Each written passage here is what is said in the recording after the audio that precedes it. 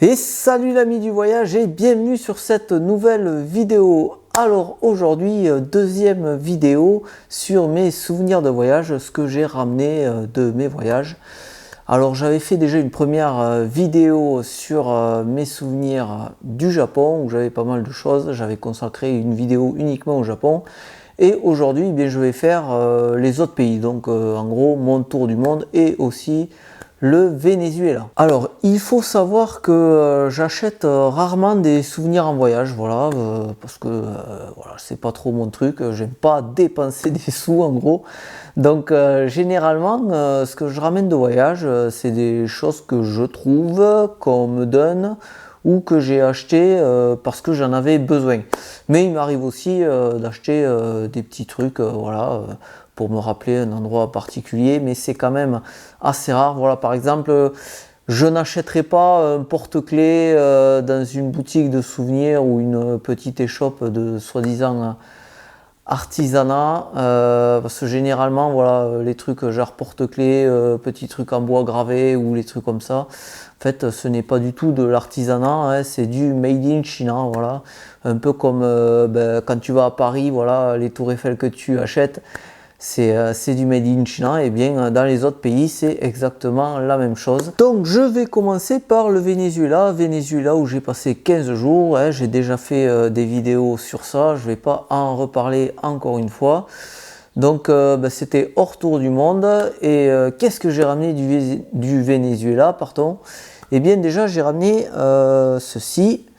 Alors ceci, qu'est-ce que c'est? Bien c'est tout simplement un petit caillou. Voilà, tout simplement. En fait, c'est du quartz qui vient du Roraima. Le Roraima qui est un tepuis. Hein. Pareil, j'en ai déjà parlé dans mes vidéos sur le Venezuela. Donc, si tu veux savoir ce qu'est un tepuis, il faut aller voir ces vidéos.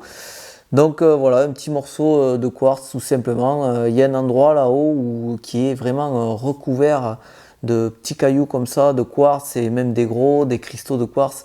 Vraiment absolument partout, ouais, comme un petit étang de quartz quoi. Alors faut savoir que cet endroit a été aussi pillé par des riches hommes d'affaires et tout, parce qu'il y avait du quartz rose à une époque là-bas, un truc quand même assez rare, et les mecs venaient en hélicoptère carrément piquer des énormes morceaux et tout, et voilà, moi j'ai juste ramené ça. Alors normalement on n'a pas le droit. On n'a pas le droit de prendre un truc comme ça sur le Roraima et de le ramener, faut laisser tout sur place. Bon ben voilà, j'ai bravé la loi, je l'ai planqué dans ma chaussette parce que il faut savoir qu'il y a des risques d'être contrôlé, hein. Quand tu pars pour le trek du Roraima, il y a un poste de contrôle que tu franchis quand tu pars et quand tu arrives, et il y a des possibilités d'être fouillé. Moi ils avaient fouillé tout mon sac et tout, mais ça je l'avais planqué dans ma chaussette. Donc voilà, il n'avait pas trouvé. Ensuite, ce que j'ai ramené du Venezuela, c'est ceci. Alors ce sont deux pendentifs, hein. Un petit ici et un petit ici. Alors ils viennent de deux endroits différents. Il faut savoir que au Roraima, au Venezuela, j'avais eu trois guides différents. Un permanent en fait, qui parlait français. Ensuite un pour nous conduire, je dis nous parce que c'était en groupe, nous conduire au sommet du Roraima, et enfin un autre pour nous faire découvrir le delta de l'Orinoco, donc la forêt tropicale. Donc ça en fait ça vient du delta de l'Orinoco, en fait c'est de l'écorce de palétuvier qui est tressée, et voilà, ils en font tout et n'importe quoi. Bon, ils en font des ficelles ou des cordes pour tout, pour fabriquer des maisons. Ils tissent des hamacs aussi avec ça, et là ils nous ont offert un petit pendentif comme ça en souvenir, hein, voilà. Ça fait plaisir, encore une fois, tu vois, je ne l'ai pas acheté, c'est un petit cadeau, et ça par contre c'est du vrai artisanat, voilà. C'est du truc qui vient du fin fond de la forêt, fabriqué par des vrais indigènes natifs, et voilà, ils nous ont donné ça bien gentiment. Ensuite, ça pareil, c'est le guide du Roraima qui nous l'avait fabriqué. En fait, chacun en avait un avec l'initiale de son prénom, donc moi c'est un P, comme Patrice, voilà, c'est mon prénom. Et voilà, il nous avait fait ça, il avait pris le temps Il était redescendu tout seul en fait le mec et pendant je crois il y avait 2-3 jours où on a été sans lui. Hein, on redescendait, on connaissait le chemin et pendant ces 2-3 jours eh bien, il nous a fait à tous un petit pendentif comme ça, voilà ça. Encore une fois un petit cadeau qui fait toujours plaisir quoi. Puis le gars il a passé quand même un peu de temps dessus tu vois. Voilà, moi c'est le genre de truc que j'aime bien avoir, tu vois, c'est tellement mieux que d'acheter un truc pareil, ça tu peux aussi l'acheter dans des boutiques de souvenirs, mais c'est tellement mieux quand on te l'offre, quoi, voilà, ça fait toujours plaisir. Ensuite, dernier souvenir que j'ai ramené du Venezuela, et alors là c'est, attention, masterclass, c'est ça. Alors qu'est-ce que c'est? Un bâton. Non, en fait, c'est pour faire du feu, tout simplement. Voilà. Notre guide indigène nous avait montré comment il fabriquait du feu, en fait. Enfin, comment il fabriquait. Comment il faisait du feu, tout simplement. Et donc, ben voilà, comme tu as pu déjà le voir dans koh dans ce que tu veux, eh bien, ils utilisent ça. Alors ça, c'est vraiment la méthode ancestrale, tu vois, juste une baguette. Ils n'utilisent pas un arc, hein. Ils le prennent dans la main et ils frottent, ils tournent comme ça. Et voilà, il nous a fait du feu et il nous a prouvé que ça marchait, hein, tu vois. Alors je pourrais peut-être en refaire ici, mais bon, j'ai pas envie d'abîmer le truc en fait. J'ai jamais voulu réessayer. Voilà, et en fait, il me l'a donné à moi. Alors pourquoi moi? Je ne sais pas, parce que j'ai eu de la chance, tout simplement. C'était moi qui. J'étais à côté de lui, donc il me l'a donné, et voilà, donc ben, je garde ça parce que voilà, c'est vraiment représentatif, je trouve, de ce que j'ai vécu là-bas, de ce que j'ai appris, parce que j'ai appris plein d'autres trucs, hein, pas forcément que je peux refaire derrière, mais voilà, j'ai appris à grimper aux arbres par exemple, comme un vrai indigène et tout. Je pourrais pas le refaire, hein, mais j'ai appris quand même, hein. Mais voilà, et tu peux voir d'ailleurs qu'il y a encore ici de la corde de palétuvier qui est tressée à la main. Donc je te disais qu'il s'en servait un peu pour tout, et donc là il s'en sert pour faire aussi cet outil. Donc là pareil, hein, c'est deux bois différents, tu vois. Alors je sais pas ce que c'est. Les deux là, je pense que c'est du palétuvier en fait. C'est donc du bois assez tendre et c'est relié à un morceau de bois un peu plus dur pour que ce soit un peu plus facile à tenir, tu vois, et à faire tourner dans la main. Voilà. Allez, maintenant on va partir en Chine. Alors, qu'est-ce que j'ai ramené de la Chine? Eh bien, j'ai ramené ça. Alors, qu'est-ce que c'est? Eh bien, c'est un Rubik's Cube. Voilà, exactement les mêmes que tu peux trouver en France, tout simplement. Pourquoi un Rubik's Cube? Eh bien, parce que je m'emmerdais un peu quand j'attendais les trains, les avions, les bus et tout. Et donc, voilà, j'ai acheté un Rubik's Cube. Alors, oui, je sais résoudre un Rubik's Cube. Alors, je vais pas te le faire ici parce que ça me prend du temps quand même. Mais tu peux me croire sur parole, je sais résoudre. C'est pas bien compliqué en fait. Il suffit d'apprendre les formules par cœur et ensuite tu reconstitues le truc, quoi, tout simplement. C'est pas bien compliqué, quoi. C'est comme tout, ça s'apprend. Donc voilà, ben, quand j'entendais les bus ou les trucs comme ça, quand j'avais pas de bouquin, eh bien je faisais mon petit Rubik's Cube plusieurs fois, des fois 10-15 fois en attendant le bus. Donc je t'assure qu'à une époque de ma vie, je savais bien réaliser un Rubik's Cube. Voilà. Ensuite, une autre chose que j'ai acheté en Chine, c'est ceci. C'est le Lizardman. Alors, le Lizardman a une histoire. Celui-ci vient de Chine. Non, pardon, celui-là, je l'ai acheté en Nouvelle-Zélande, je suis bête. Voilà. J'ai acheté ce Lizardman en Nouvelle-Zélande. En fait, j'en avais un que j'avais acheté en France, que j'avais amené en voyage quand je suis parti en tour du monde. Mais il m'a été confisqué quand j'étais en Chine. Parce que voilà, je voulais prendre le train jusqu'à la capitale et il fallait pas avoir de couteau. Et les mecs m'ont confisqué mon Lizardman. Il était flambant neuf, comme celui-là. Je l'avais acheté juste pour le voyage, quoi, pour faire les treks et tout, quoi. C'est toujours utile. Et on me l'avait confisqué, donc je suis arrivé en Nouvelle-Zélande et j'étais obligé d'en acheter un autre. Et j'ai bien fait parce que il m'a bien été utile. Un jour, j'avais loué un van en Nouvelle-Zélande et j'avais un caillou qui s'était coincé entre la mâchoire et le disque de frein, donc un petit caillou, et ça faisait énormément de bruit, ça grinçait et tout. Fait meilleur moyen de bousiller le dispositif de freinage. Et grâce à ça, à ce Lizardman, tu vois, et à sa fameuse pince, j'ai pu choper ce petit caillou entre l'étrier et le disque et repartir sur la route. Voilà, tout simplement. Alors moi je conseille toujours d'avoir un couteau multifonction en voyage. C'est toujours utile d'avoir un couteau multifonction quand tu voyages. Et encore plus un Leatherman. Le couteau suisse c'est bien, mais le Leatherman c'est mieux justement à cause de cette pince, voilà, qui te permet de choper des trucs. Je prends toujours le même exemple, j'en ai déjà parlé sur cette chaîne. Mais par exemple, tu as la fermeture éclair de ton sac qui casse. Tu chopes le truc avec ça et tu peux tirer facilement.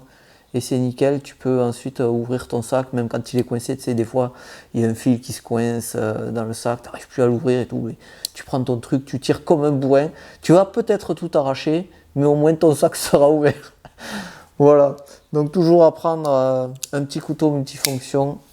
PS, je ne suis pas sponsorisé par Leatherman. C'est bien dommage parce que vu le nombre de fois que j'ai dit Leatherman dans cette vidéo, ça m'aurait rapporté pas mal de poignons. Mais voilà, non. Tant pis, une prochaine fois peut-être. Ensuite, qu'est-ce que j'ai tu vois, j'ai tout sur ma table là, donc je regarde. Eh bien, j'ai ça. Voilà, alors ça c'est un truc que j'ai acheté par contre, des petites boules comme ça colorées. Ça ne sert strictement à rien. Voilà, c'est juste un petit truc comme ça, on va dire décoratif. Mais en fait, si j'ai acheté ça, je n'arrive plus à parler. Si j'ai acheté ça, voilà, c'est tout simplement comme ça quand je m'emmerdais le soir ou l'après-midi quand j'avais pas envie de faire le truc, eh bien je m'amusais à jongler un peu. Voilà, je sais jongler, tu vois. Hop, hop, hop. Oh, merde, tant pis. Bon, je savais jongler à une époque. Mais voilà, quand je m'embêtais un petit peu, je passais le temps et je jonglais comme ça avec les petits trucs. Alors ça me vient de Bolivie, je crois, ou du Pérou. C'est un des deux, mais voilà, encore une fois, c'était pour passer le temps. Ensuite, vu qu'on en est aux choses colorées, j'ai ça aussi. Hop, alors non, c'est mon sac à dos, oui, mais c'est pas le sac à dos que j'ai acheté en voyage. Bien qu'il y ait des personnes qui achètent leur sac à dos en voyage parce qu'ils se l'ont fait voler, voilà, ça arrive. Voilà, c'était ces petits trucs colorés en fait. Voilà, je l'ai acheté juste pour le fun. Ce jour-là, je me baladais comme ça et je suis tombé sur des petits artisans comme ça qui faisaient des petits trucs comme les petites boules et tout. Et voilà, j'étais d'humeur à mettre un peu de couleur sur mon sac, tu vois. Parce que c'est vrai, il est tout gris et tout, il est pas trop fun quoi. Et voilà, et du coup depuis ce jour-là j'ai ajouté ces petits trucs colorés.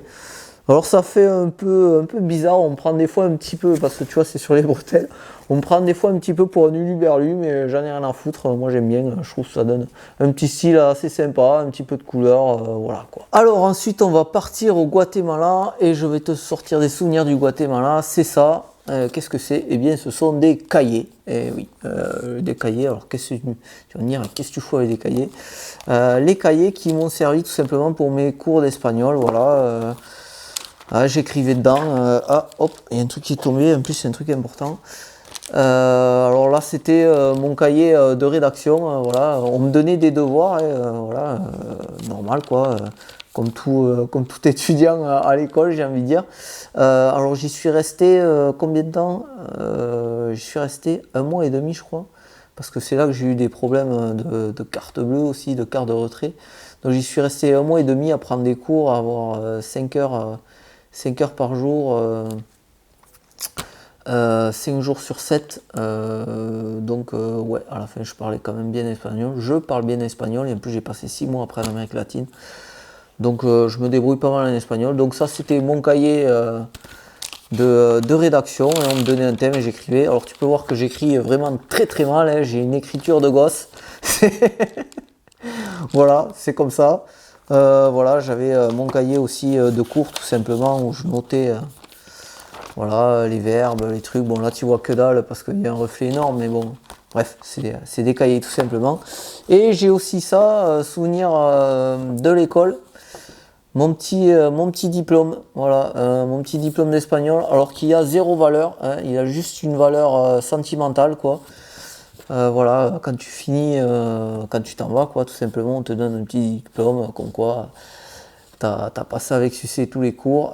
Toutes les semaines, en fait, il y avait un test aussi, petit contrôle de connaissances et tout, pour voir si tu gérais bien ce que tu avais appris la semaine, et donc voilà, moi ça allait. Et là, c'était le 5 février. Voilà. Non, c'était du 5 février au 16 mars, voilà, au 16 mars 2018. 150 heures de cours, j'ai l'impression de découvrir le truc, tu sais.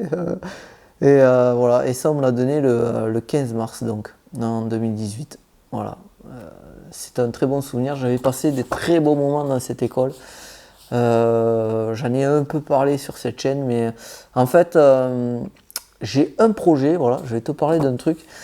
Ça serait d'y retourner et de filmer tout ça pour cette chaîne en fait.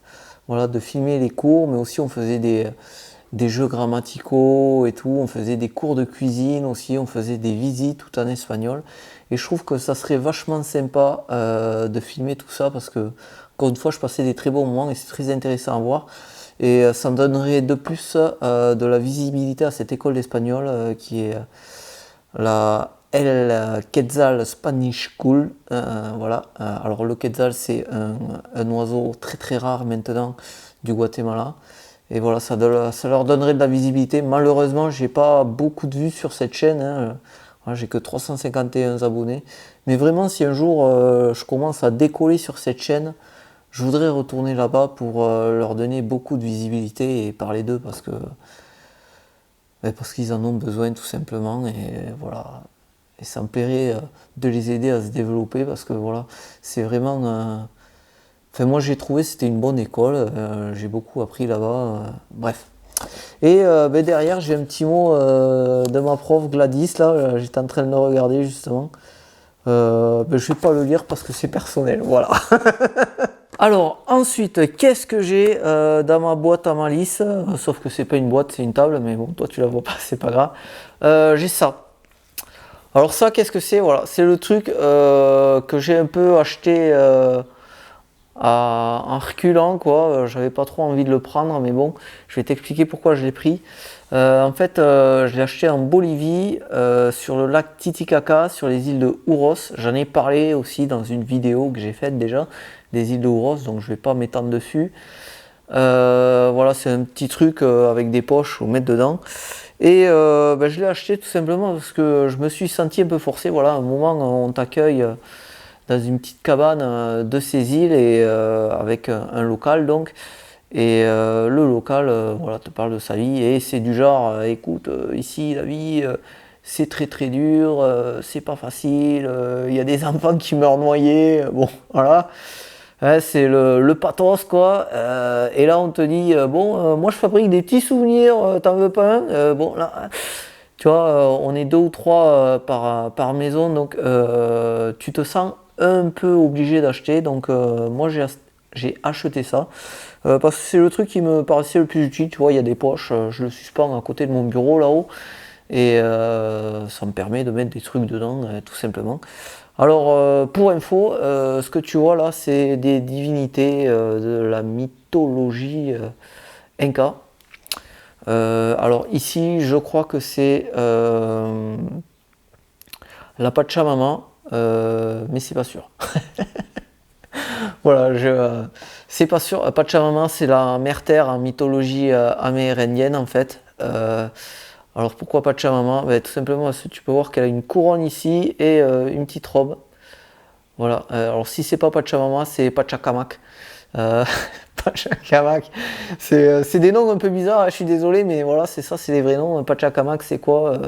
C'est on peut apparenter ça, voilà, c'est le dieu de tout quoi. C'est la création, le dieu principal, on va dire, le dieu primordial quoi. Ensuite les autres, je ne sais pas du tout, voilà, car je ne suis pas archéologue, désolé. Et en plus c'est assez dur de reconnaître les personnages de la mythologie amérindienne quand tu s'y connais pas trop. Alors moi j'aime bien la mythologie, mais l'amérindienne je la connais pas trop. La mythologie grecque c'est beaucoup plus facile parce que tous les dieux ont un attribut. Hein, parce que voilà, par exemple Poséidon il a le trident, Zeus il a le foudre. Alors on dit bien un foudre et pas la foudre. C'est le foudre de guerre, c'est une arme à la base. Bref. Et voilà, ils ont tous leurs attributs. Bacchus, ou plutôt Dionysos en mythologie grecque, c'est la vigne, la corne d'abondance, les trucs comme ça quoi. Voilà. Bref, c'était un peu de culture. Allez, on passe à la suite. Donc, qu'est-ce que j'ai? Ah, alors j'ai ça. Alors ça vient du Brésil. Je l'ai acheté à Ilha Grande. Hop, ouais, putain, pardon. Voilà, ben c'est tout simplement un grand paréo, tu vois. Alors pourquoi j'ai acheté ça? Ben, tout simplement parce que moi, j'avais juste une petite serviette pour m'essuyer quand je sortais de la douche. Vraiment un tout petit truc, hein, voilà, qui fait même pas 1 mètre, quoi, pour m'essuyer juste en sortant de la douche. Et sur cette île-là, j'y suis resté 14 jours, voilà. Même 15 jours. J'y avais prévu d'y rester 3 jours à la base et ça m'a tellement plu que j'y suis resté hyper longtemps.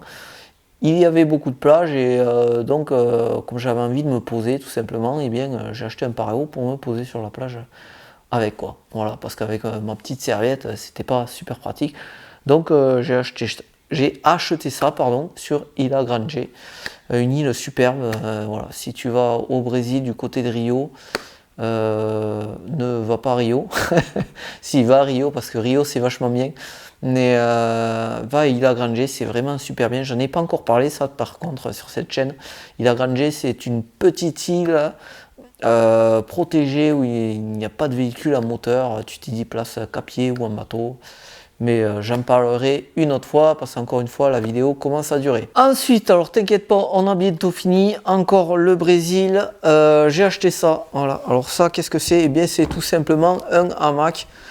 Alors je te le déplie pas en entier parce que j'ai pas la place. Mais voilà, j'ai acheté un hamac. Alors ça c'est vraiment le truc que je voulais ramener de mon voyage. Je voulais absolument ramener un hamac. Donc le Brésil c'est le dernier pays que j'ai visité. Et donc j'ai ramené un hamac du Brésil.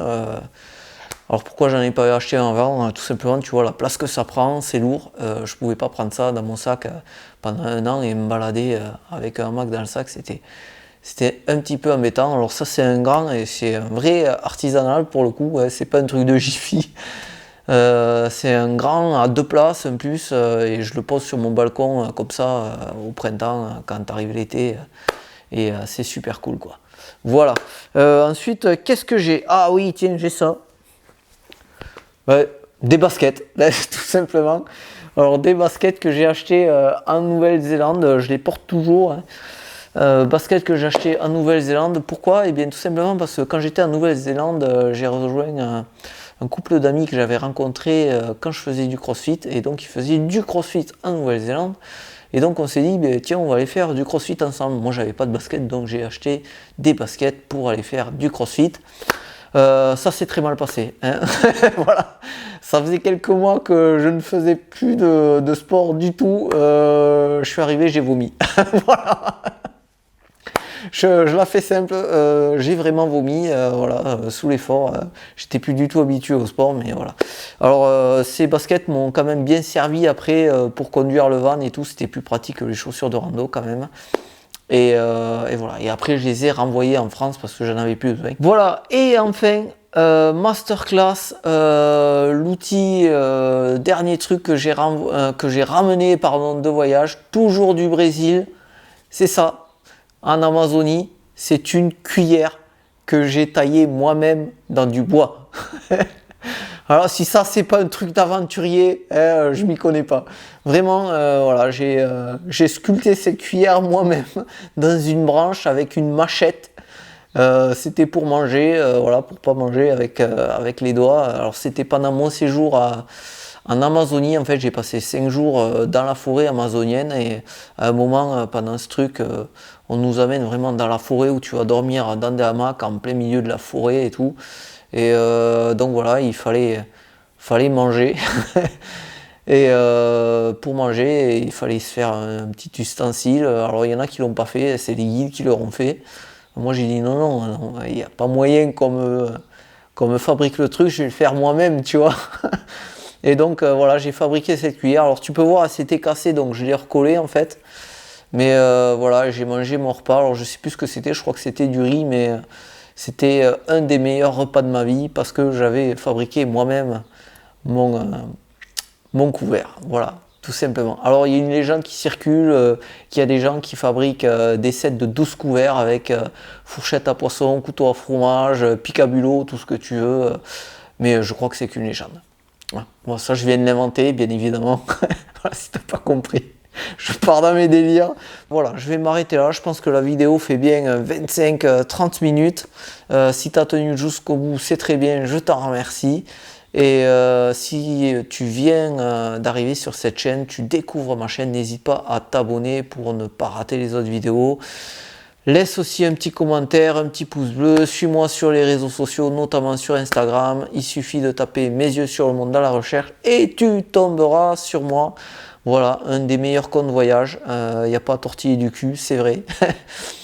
Je te le garantis, il y a de très très belles photos de paysages. Voilà. Et il n'y a pas ma gueule, ou très peu. Je crois qu'il y a 2 photos de moi dessus et c'est tout. Voilà. Et donc voilà, et bien en attendant la prochaine vidéo, je te dis à bientôt ici ou ailleurs dans le monde, et en attendant, explore, découvre, voyage. À plus.